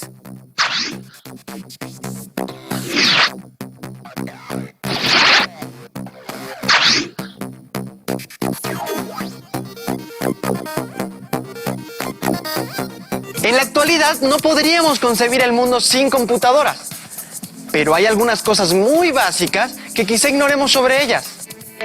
Una computadora se divide en 2 grandes mundos, hardware y software. El hardware son todas las partes y dispositivos que podemos ver y tocar de una computadora, como el CPU, la pantalla, el teclado, el ratón o mouse, la impresora, y así como nosotros tenemos intestinos, los circuitos que hay dentro de una computadora también son parte del hardware. Tenemos la memoria RAM, el disco duro, la fuente de alimentación, la tarjeta de expansión, el cableado, en fin, todo lo que podemos tocar. ¿Y qué es el software? El software es todo lo que no podemos ver ni tocar en la computadora, como los programas, las aplicaciones, el sistema operativo y los procesadores de texto. Ah, o sea que es algo así como el cerebro de la computadora. Podría decirse que sí. Hasta aquí nuestra cápsula de hoy, amigos. Les mando un abrazo. ¡Adiós! ¡Cuídense! Hola, Andrés. ¿Sabes dónde está Víctor? Ahí. Uy, ¿estás bien? No, algo en mi viaje me hizo daño. Uy, pues qué mala suerte. Yo que te iba a invitar a cenar. Pero yo sí puedo. Ay, pero llevas todo el día metido en ese libro. ¿No estarás preparando tu programa apenas ahora, o sí? No, para nada. ¿Cómo crees? Bueno, me voy. Ay, por cierto, mi amigo Chucho te manda este dinero por musicalizar su letra. Perfecto. Justo lo que necesitaba para procesar ideas nuevas. Gracias. Yo estoy a mitad de otro proceso. Uy, me voy. Las computadoras funcionan gracias a un esquema de entrada, proceso y salida. Las computadoras para funcionar siguen un esquema conocido como entrada, proceso, salida. Entrada, proceso y salida. Muchas cosas funcionan igual. Por ejemplo, entrada, proceso, salida. Entrada, proceso, salida. Las computadoras siguen un esquema semejante. Para comunicarnos con la computadora necesitamos dispositivos de entrada. Los dispositivos de entrada son las cosas que utilizamos para hacerle saber a la computadora que alguien está ahí afuera esperando algo de ella. Nos sirve para darle órdenes a la computadora. O dicho de otra forma, para meter en la computadora todo lo que viene de afuera. Algunos dispositivos de entrada son teclado, micrófono, mouse o ratón, memoria USB y control para videojuegos, entre otros. La computadora también necesita sacar o mostrarnos la información que procesa y para ello requiere dispositivos de salida. Los dispositivos de salida son la pantalla, una impresora, un proyector, el altavoz y los auriculares, entre otros. ¿Y cómo es que la computadora entiende todo lo que le pedimos? porque dentro de la computadora se encuentra algo importantísimo llamado sistema operativo. El sistema operativo es un traductor que comprende nuestro idioma y el de la computadora. Sin él, no nos entenderíamos. El sistema operativo es la parte más importante de la computadora. Todo puede funcionar perfectamente bien, pero sin sistema operativo no existe comunicación entre la computadora y nosotros. El sistema operativo no solo traduce, también administra la información y los recursos que tiene para llevar a cabo una tarea entre las distintas aplicaciones y programas. En este aspecto, es algo así como un conjunto de archiveros que se abren y cierran administrando todos los datos de texto, video y audio. Hay básicamente 4 tipos de sistemas operativos. Los monotarea, que como su nombre indica, ejecutan una tarea a la vez. Los multitarea ejecutan varias tareas a la vez. Los monousuario responden a una sola persona a la vez. Y los multiusuario responden a las necesidades de varios usuarios al mismo tiempo. Estos son algunos sistemas operativos famosos. 2, Windows 3.1, Linux y Mac OS X. Esto es todo por el momento, amigos. Nos vemos en nuestra siguiente cápsula. ¿Qué hay, Andrés? Aquí limpiando, ya sabes. Sí, ya veo. ¿Y tú? Acá, nada más pasándola. Pues veo que ya te sientes mejor, ¿eh? Sí, el virus que me atacó no era tan fuerte. Pues yo no diría lo mismo, hay de virus a virus. Claro, también los hay cibernéticos. Pero para esos hay antivirus. Para otros... ¿Y ya gastaste el dinero que te pagaron? No, estoy indeciso entre comprarme un disco, unos zapatos, no sé. ¿Qué? Olvídalo. Oye, ¿ya viste ese mueble? Está bien sucio. ¿Me ayudas a echarle una pasada? Sí. Pero con trapo, no con plumero. ¿Un trapo? Ah, claro. Cada tarea tiene una herramienta específica. Los sistemas operativos funcionan igual. Ese libro de Ruth te está obsesionando. Pero tállale más fuerte. ¡No! ¡Ruth estará furiosa! Recordemos, quizá la parte más importante de la computadora es el sistema operativo. Sus funciones son traducir... Hello. Hola. Hola. Hello.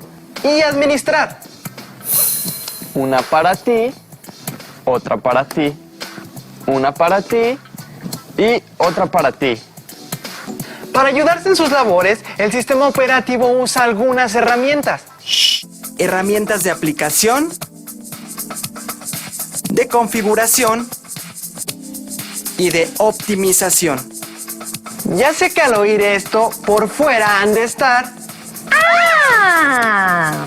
Y por dentro... ¿Qué? Pero no se preocupen, aclararemos las dudas. Las herramientas de aplicación son las que nos sirven para escribir cartas, diseñar dibujos, realizar cálculos, escuchar música o navegar en Internet.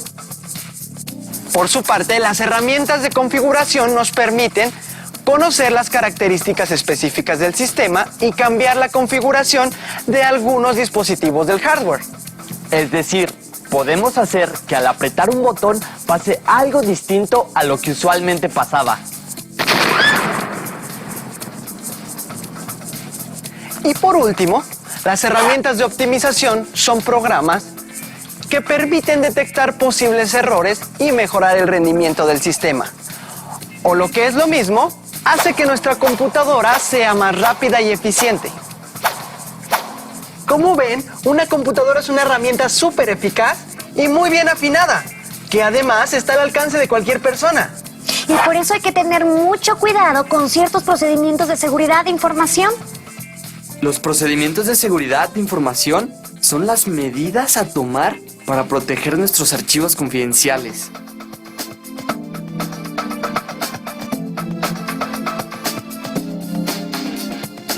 decir, nuestra privacidad.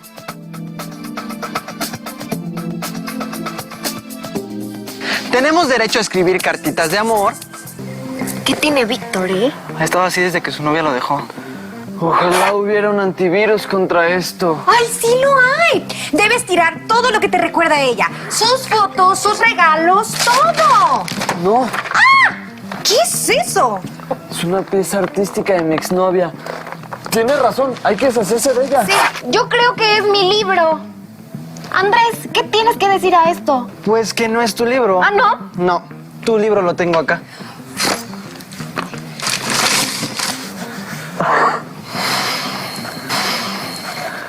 Hablando de informática, hay virus contra los que no sirve de nada lavarse las manos. Los virus son códigos malignos, concebidos para dañar la información de la computadora. Los hay de distintos tipos. Uno de ellos es el tipo caballo de Troya. Este tipo de virus está escondido en algún programa y se activa cuando el programa se ejecuta. Hay otro de nombre no menos pintoresco: el virus de la bomba de tiempo. Este virus se activa al combinar un código específico. Puede ser una combinación de letras o números.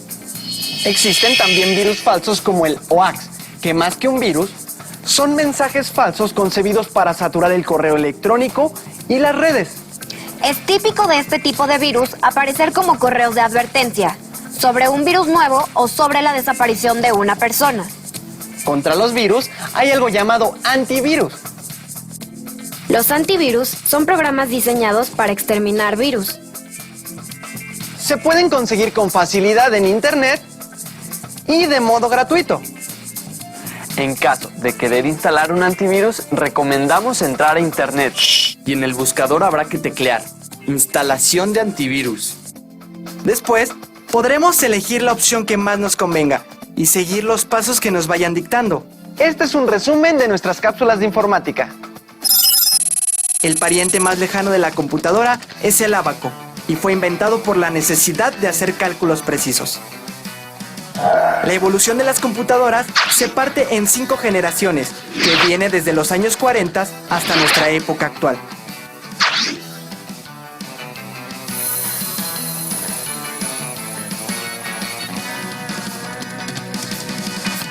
La computadora se divide en 2 enormes apartados: el hardware y el software. El hardware es el conjunto de las partes y dispositivos de una computadora que podemos ver y tocar. Teclado, micrófono, mouse o ratón, memoria USB y control para videojuegos, entre otros. El software es el conjunto de programas y aplicaciones que no podemos ver ni tocar y están dentro de la computadora. Como los programas, las aplicaciones y el sistema operativo.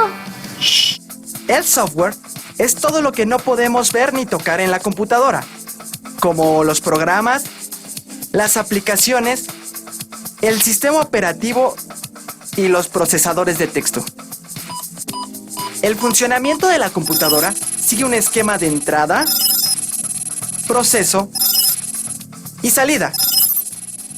Hay dispositivos de entrada y de salida. Los de entrada son el teclado, el mouse, el micrófono, las memorias USB y los controles de videojuego, entre otros. Los de salida son la impresora, la pantalla, el proyector, altavoz y auriculares. Dentro de la computadora está el sistema operativo y es la parte más importante de la computadora. Las funciones del sistema operativo son básicamente 2: traducir y administrar tareas y recursos. Existen varios tipos de sistemas operativos. He aquí algunos de ellos. 2. Windows 3.1, Linux y Mac OS X. El sistema operativo usa 3 tipos de herramientas. Herramientas de aplicación, de configuración y de optimización. Los procedimientos de seguridad consisten en usar contraseñas para proteger nuestra información personal. Y en usar antivirus, los cuales son programas concebidos para detectar y eliminar virus. Recuerden que hay varios tipos de virus, como el caballo de Troya, la bomba de tiempo y el hoax. Hasta aquí el programa de hoy, amigos. Les mandamos un saludo cariñoso. Nos vemos en la siguiente emisión. ¡Adiós! Mi querido Andrés, te debo una por haber comprado el libro. ¿Me debes 2 porque escribirle en tu nombre una carta a tu ex para que vuelva contigo es un favor muy grande? Muy bien, que sean 2. ¿Estás listo? Listo. Y dice... Querida Sofía, 2 puntos. Tus ojos son como 2 estrellas. Espera. Algo le pasó a mi computadora. No, se infectó de un virus. ¿Y qué clase de virus le cayó? Pues si se activó al teclear algo, fue un virus tipo bomba de tiempo. Bueno, ¿y qué hacemos ahora? Pues hay que conseguir un antivirus. ¿Y eso cómo se hace? No te preocupes, es muy fácil. Además, yo te debo una. Primero, entra a internet. Ok, ya está. Listo, estamos en google.com. Bueno, ¿y qué sigue ahora? Ahora, mueve el cursor hasta la barra para apuntar y escribe instalar antivirus. A ver... Ahora aprieta Enter y saldrá una lista enorme de opciones distintas. Ya veo. Y de aquí tengo que elegir la opción que más me convenga. Así es. Lo único que tienes que hacer es seguir los pasos que la opción que elegiste vaya dictándote. Pues parece sencillo. ¿Lo es? Ya verás. Muchas gracias, amigo. Gracias nada. Ayúdame a terminar la carta para Sofía. Pero... No, acuérdate que yo te ayudo muchas veces. Sigamos. Okay. Sofía.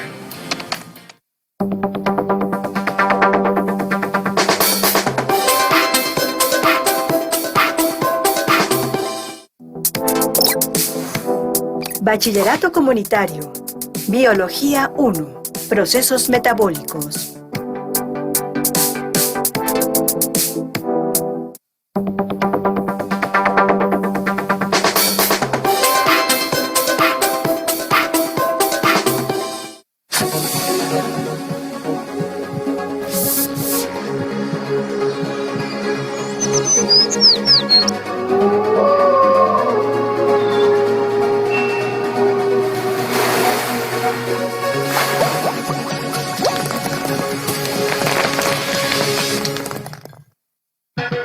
Programa 4.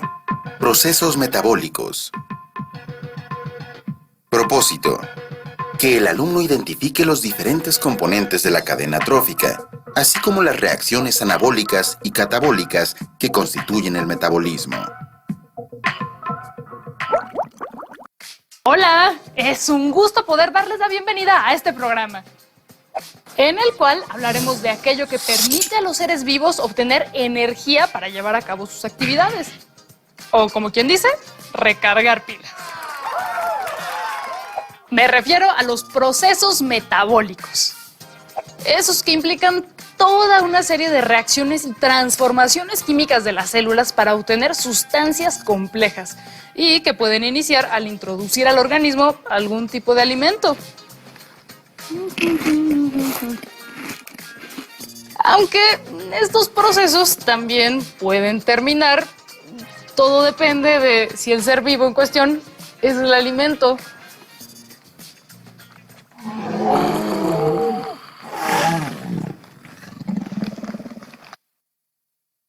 Ups. Todos los seres vivos dependen de otros seres vivos para sobrevivir. Por eso, una de las formas de interacción más básicas entre unos y otros es la alimentación, que a veces es una forma muy definitiva de relacionarse. En general, un organismo se alimenta de otro para obtener energía, de la cual dependen todas, absolutamente todas sus funciones. Nosotros, por ejemplo, consumimos energía todo el tiempo, incluso cuando estamos parados, sentados o cuando dormimos. Como ves, sin pilas no hacemos nada. Por eso todos los seres vivos buscamos de dónde obtener energía. A esta transferencia de energía de un organismo a otro, los científicos la han denominado cadena trófica. Digamos que esto es la punta del hilo. Vamos a desenrollarlo. Los primeros generadores de energía en la cadena trófica son los llamados productores, ya que producen su propio alimento a partir de agua y dióxido de carbono utilizando la energía de la luz del sol. Este es el caso de las algas y también de las plantas, los primeros organismos en colonizar el medio terrestre hace unos 700 millones de años. Mediante la fotosíntesis, las plantas transforman compuestos inorgánicos en orgánicos, denominados carbohidratos o azúcares. A este tipo de procesos se les denomina anabólicos, porque requieren del ingreso de energía para realizarse. Gracias al oxígeno que los primeros organismos fotosintéticos produjeron en el planeta primitivo como desecho, se oxigenó la atmósfera y la vida terrestre se hizo posible. La fotosíntesis es esencialmente un proceso de oxidorreducción en el que un reactivo gana electrones mientras otro los pierde. En este proceso, por cada 6 moléculas de dióxido de carbono y 6 moléculas de un donador de electrones, en este caso agua o H2O, y utilizando la energía de la luz, se producen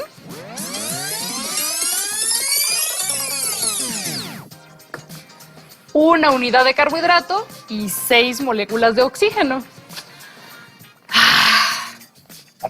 Todo el oxígeno que respiramos y que nos mantiene vivos proviene de las plantas y también de las algas marinas microscópicas, que producen la mayor cantidad de oxígeno atmosférico. Por eso, la tala indiscriminada de los bosques representa un problema tan grave, pues al destruirlos, el ser humano está acabando con el oxígeno que respira. Por fortuna, todavía hay bosques y también mucho sol, porque sin él la fotosíntesis tampoco sería posible. Pero vamos más despacio. ¿Cómo es que se aprovecha la luz de este astro? Los organismos que fabrican sus propios nutrientes mediante reacciones anabólicas, como la fotosíntesis, se llaman autótrofos. En sí, las plantas y las algas son organismos fotoautótrofos, pues utilizan la energía de la luz. En cambio, algunas bacterias utilizan un proceso diferente para generar sus nutrientes. Sintetizan carbohidratos por medio de la quimiosíntesis, por eso se denominan quimiautótrofos. En la quimiosíntesis se sintetiza la principal fuente de energía para las células, el ATP o trifosfato de adenosina. Esto se logra utilizando la energía que se libera de la oxidación de compuestos inorgánicos, en donde a partir de una molécula de dióxido de carbono, una de oxígeno y 4 de sulfuro de hidrógeno, se obtiene un carbohidrato, 4 azufres y 3 moléculas de agua. Básicamente, la quimiosíntesis se diferencia de la fotosíntesis en que la fuente de energía para reducir el dióxido de carbono proviene de reacciones químicas que liberan calor y no de la luz del sol. En los seres vivos, las reacciones que liberan energía en forma de calor se llaman exotérmicas y las que requieren energía se llaman endotérmicas. Generalmente, en las reacciones exotérmicas se produce ATP, mientras que en las endotérmicas se consume ATP. En sí, tanto la fotosíntesis como la quimiosíntesis son procesos anabólicos y por lo tanto endotérmicos, requieren energía. La quimiosíntesis se da en organismos que viven en ambientes donde no llega la luz del sol y no puede realizarse la fotosíntesis, como en el fondo del mar. En estos ambientes especiales, los organismos quimiosintéticos son la base de la cadena trófica, porque son los únicos productores de alimento. Afortunadamente, en la superficie terrestre abunda la luz del sol. Y gracias a eso predomina la fotosíntesis, pues el mundo natural se rige por la eficiencia y la quimiosíntesis es un proceso más caro en términos de energía, ya que exige una mayor cantidad de esta. Toda acción representa un gasto energético y los organismos en estado natural no realizan gastos innecesarios. Por eso, si utilizan una vía más costosa que otra, como la quimiosíntesis, es porque resulta absolutamente indispensable para la supervivencia. Sería bueno que esto lo retomáramos los seres humanos, porque hoy en día tomamos de la naturaleza miles de veces más energía de la que necesitamos para sobrevivir. Y todo esto en aras, no digamos de la comodidad, sino simple y llanamente de la presunción, de la vanidad, entre muchas otras razones igual de superfluas. Este afán consumista afecta a organismos de todos los eslabones de la cadena trófica.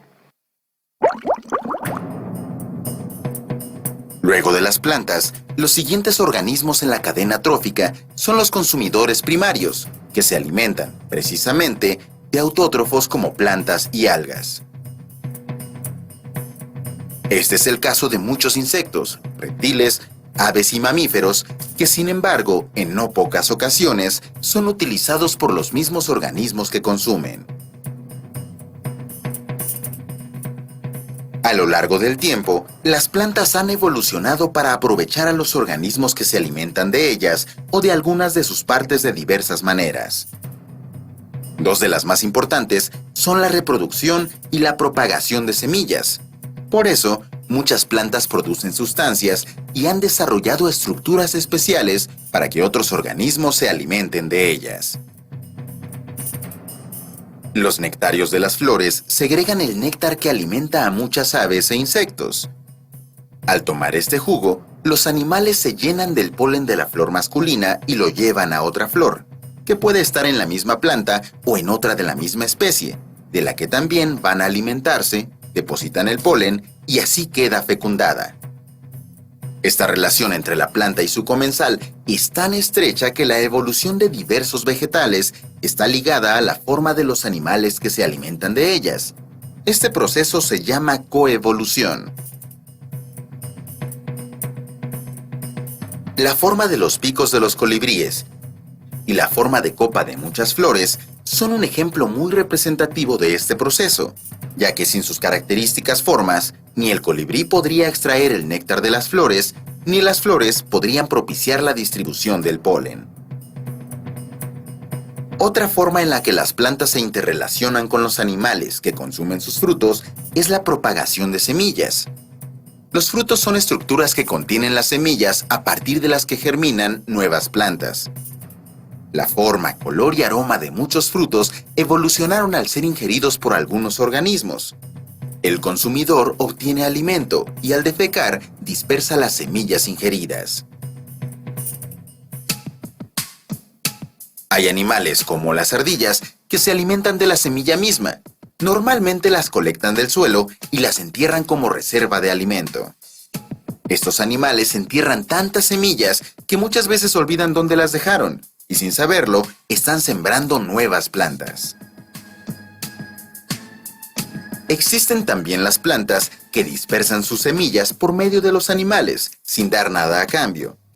Lo hacen produciendo semillas envueltas en una capa de ganchillos que se adhieren al pelo de los animales y viajan con ellos a tierras lejanas. También hay plantas y animales con tal grado de interacción que viven juntos y se protegen unos a otros.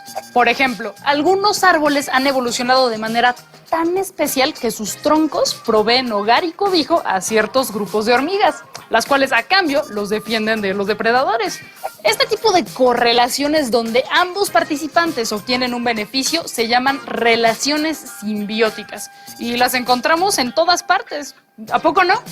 Un ejemplo muy cercano es nuestro propio cuerpo, que de manera inevitable es hospedero de muchos organismos. Y aunque algunos nos causan enfermedades, otros tantos nos aportan beneficios. ¿Salud? Los ejemplos de correlaciones beneficiosas son múltiples. Veamos algunas otras. Las relaciones de las plantas son muy amplias. y pueden formarse con todo tipo de organismos. Ejemplo de ello es la asociación entre raíces y hongos, en donde estos obtienen alimento de la planta y a cambio la ayudan en su proceso de fijación de fósforo y nitrógeno. Sin embargo, este tipo de relaciones solo pueden establecerse mediante el contacto directo y en las cadenas tróficas es común que dicho contacto se pierda. Cuando comemos carne de otros animales, como los cerdos, los seres humanos estamos cumpliendo el papel de consumidores secundarios. Pero cuando nos alimentamos de vegetales, somos consumidores primarios. Todas estas clasificaciones son artificiales, por lo que un solo organismo puede entrar en varias categorías dependiendo del momento y las actividades que realice. También hay clasificaciones en las que solo entran determinados organismos. Los humanos, por ejemplo, no podemos ser productores, como las plantas. Tampoco podemos ingresar del todo en el cuarto eslabón de la cadena trófica, aunque hay humanos que califican con honores para pertenecer a esta clasificación, y no es por ser buenas personas. Después de los consumidores terciarios vienen los carroñeros, cuya alimentación se integra de animales muertos que pueden estar en proceso de descomposición. Un ejemplo son los opilotes, que rondan a los animales moribundos en espera de que mueran para alimentarse de su cadáver. Otro ejemplo son las hienas, que suelen alimentarse de las sobras de cuerpos de animales que murieron de causas naturales o que fueron cazados por otros depredadores. Tras la muerte, los cuerpos de los seres vivos son reintegrados al suelo por organismos como las bacterias, que los descomponen. De esta forma, nutren el suelo que servirá de materia prima para las plantas, completando el ciclo. Todos los seres vivos que habitan la Tierra están relacionados por medio de la alimentación. De esta manera, la energía lumínica del Sol, que es transformada y almacenada por las plantas, llega a todos sin excepción, por medio de la transferencia de energía hacia cada uno de los eslabones en la cadena alimenticia. Así, en cierto sentido, todos los seres vivos son producto de dos factores fundamentales: el sol y el agua. Los organismos que no fabrican su propio alimento se llaman heterótrofos. Se alimentan de organismos autótrofos, como las plantas, o de otros organismos heterótrofos, como ratones y conejos. Los seres humanos somos organismos heterótrofos, al igual que los hongos. Así como los organismos autótrofos utilizan procesos anabólicos para fabricar sustancias complejas a partir de sustancias simples, los organismos heterótrofos dependen de procesos catabólicos para degradar sustancias complejas en otras más simples, y así poder obtener energía y aprovecharlas. En las plantas, los procesos catabólicos consisten en reacciones que retienen la energía del sol para impulsar las reacciones anabólicas. Tanto anabolismo como catabolismo son procesos metabólicos. El metabolismo es el proceso mediante el cual los organismos obtienen la energía necesaria para realizar todas sus actividades.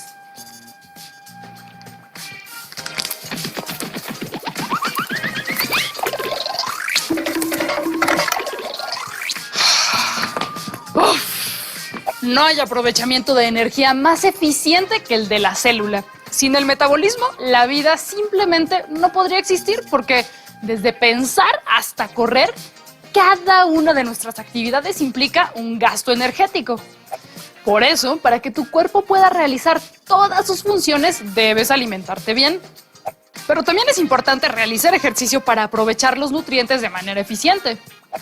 Pero si eso de ser atleta no te emociona, te tengo buenas noticias. Con solo una caminata diaria de media hora puedes ayudar significativamente a tu organismo. Pero no nos desviemos. Veamos más sobre las funciones metabólicas.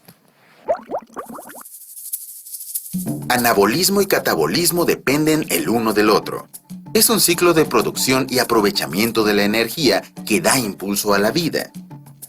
A la vez que requieren energía, los procesos anabólicos también producen una forma de almacenar energía, que puede ser aprovechada por los seres vivos, los carbohidratos. De esta manera, al degradarse los carbohidratos, se libera la energía necesaria para que la célula realice todas sus actividades. La degradación de los carbohidratos en moléculas más simples es el catabolismo. Ambos procesos, anabolismo y catabolismo, son necesarios para el metabolismo. Su función principal es convertir la energía del medio en otras formas de energía que los seres vivos puedan aprovechar. Son el motor de la vida. Comúnmente, el catabolismo implica reacciones de óxido-reducción para degradar moléculas complejas en compuestos más simples y obtener energía en el proceso.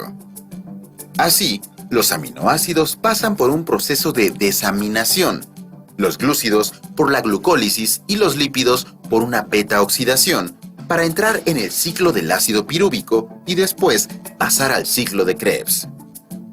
Mediante estas dos rutas se obtiene energía a partir de carbohidratos. El proceso general se llama respiración y puede darse en presencia o ausencia de aire mediante dos mecanismos diferentes. La respiración aeróbica es más eficiente y energéticamente menos costosa que la anaeróbica, que se da por ejemplo en algunas levaduras. La respiración aeróbica es el proceso inverso a la fotosíntesis. Mediante esta ruta, se recupera la energía almacenada en los carbohidratos y se utiliza en forma de ATP, la molécula energética por excelencia en los seres vivos. En la reacción general de la respiración aeróbica a partir de una molécula de carbohidrato y 6 moléculas de oxígeno, se obtienen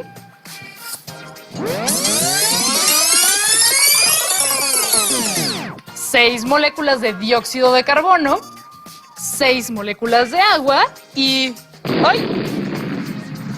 energía en forma de ATP. Mientras que en la respiración se produce dióxido de carbono, energía y agua a partir de oxígeno y carbohidratos, en la fotosíntesis se producen carbohidratos y oxígeno libre a partir de agua, dióxido de carbono y energía. Cuando conocemos la ecuación general de la respiración, se hace evidente la importancia de la fotosíntesis y de las plantas. Porque sin ellas, ¿de dónde vendría el oxígeno necesario para la respiración y la energía necesaria para el metabolismo? Esta es una de las razones por las que necesitamos encontrar formas más inteligentes de aprovechar los recursos y entre todos, gobiernos, ciudadanos y empresas, tomar medidas necesarias para evitar la crisis ambiental. Como hemos visto, el metabolismo es el proceso mediante el cual todos los organismos obtienen la energía necesaria para realizar sus funciones. Los heterótrofos dependen de los productos sintetizados por otros organismos para poder llevar a cabo el metabolismo, y aquellos que fabrican sus propios nutrientes son la base de la cadena trófica y se benefician de sus consumidores de diversas maneras. Como puede verse, los organismos interactúan entre sí en torno a la alimentación. El resultado de estas interacciones es la selección natural, que da como resultado la evolución de las estructuras y conductas de las especies relacionadas con la obtención de nutrientes. Cada día que pasa conocemos un poco más sobre cómo funciona la vida en nuestro planeta. Sin embargo, con cada respuesta surgen 1000 preguntas nuevas. Quedan muchas cosas por descubrir sobre la vida y la interacción que hay entre los mismos seres vivos y entre ellos y el medio. ¿Qué misterios nos aguardan? ¿Qué criaturas maravillosas y desconocidas se pasean ante nuestros propios ojos? El ser humano, entre todos los seres, tiene el don de la razón. Utilicemos esa capacidad para comprender y descubrir nuevas cosas sin destruir aquello que la evolución tardó miles de millones de años en formar. Todos podemos contribuir.